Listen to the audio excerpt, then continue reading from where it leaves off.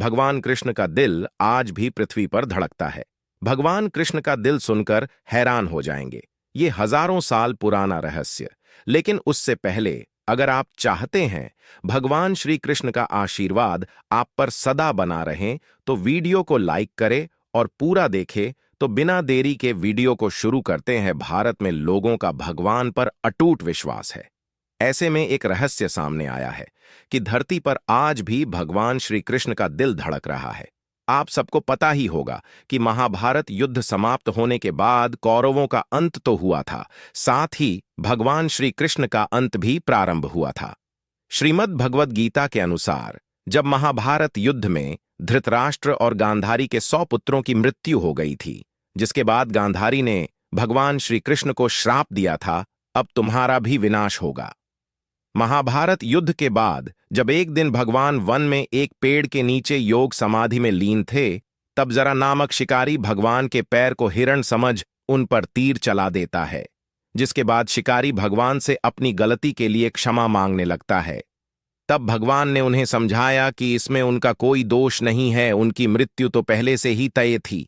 साथ ही भगवान ने उन्हें त्रेता युग की बात बताई कि मैं त्रेता युग में राम अवतार में जब मृत्यु लोक आया था और तब तुम सुग्रीव के बड़े भाई बाली थे और मैंने तुम्हारा छिपकर वध किया था। ये मेरे पिछले जन्म के कर्म का फल है जो मुझे इस जन्म में मिला है। इतना कहकर भगवान श्री कृष्ण अपने शरीर का त्याग कर दिया था। इसके बाद जब अर्जुन द्वारका आए, तब कृष्ण और बलराम दोनों की मृत्यु हो चुकी थी, जिसके बाद अर्जुन ने दोनों भाइयों का अंतिम संस्कार किया। कहा जाता है कि श्री कृष्ण और बलराम दोनों का शरीर जलकर राख हो गई थी, लेकिन श्री कृष्ण का हृदय राख नहीं हुआ था। कुछ समय बाद समस्त द्वारका नगरी समुद्र में समा गई थी, जिसके अवशेष आज भी समुद्र में मौजूद हैं।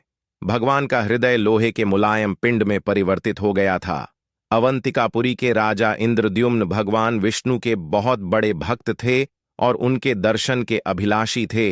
एक रात उन्हें भगवान नारायण का सपना आया कि भगवान उन्हें नीले माधव के रूप में दर्शन देंगे, जिसके बाद राजा भगवान नीले माधव के खोज में निकल गए। राजा को बहुत दिनों की खोज के बाद नीले माधव मिले, तब उन्हें अपने साथ लाकर जगन्नाथ मंदिर में उनकी स्थापना कर दिया। एक बार नदी में स्नान करते समय इंद्रद्युम्न को पानी में लोहे का पिंड तैरता हुआ दिखा, जिसे देख राजा आश्चर्य में पड़ गए और उस पिंड को अपने हाथ में उठा लिया।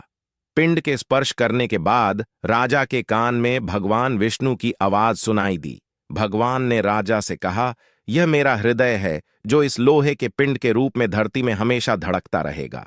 राजा ने उस पिंड को भगवान जगन्नाथ के मंदिर में स्थापित कर दिया और सभी को सावधान करते हुए उस पिंड को छूने और देखने के लिए सख्त मना किया।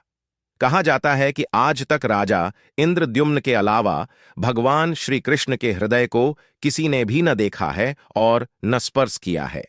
इसलिए जब भी नवकलेवर के अवसर पर भगवान की मूर्ति को बदला जाता है, तब मूर्ति बदलने वाले पंडित के आंखों में पट्टी बांधी जाती है ताकि कोई भी पिंड को न देख सके।